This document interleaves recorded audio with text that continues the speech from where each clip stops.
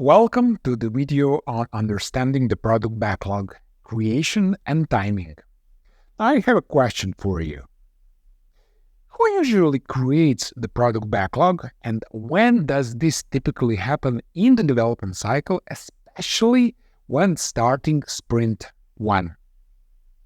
Share your thoughts in the comments. If the team is just starting with Sprint 1, then the product backlog would have been created before the sprint planning session that kicks off Sprint 1. The responsibility for creating the product backlog typically falls on the product owner.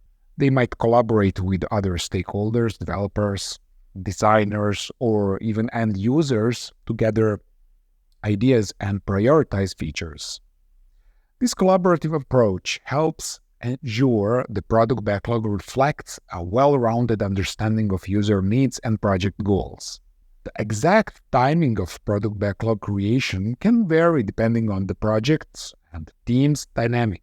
In some cases, it might be a work in progress that starts taking shape even before the team officially forms.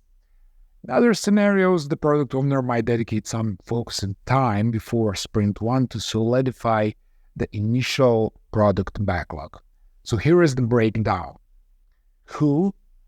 Product owner, often with collaboration.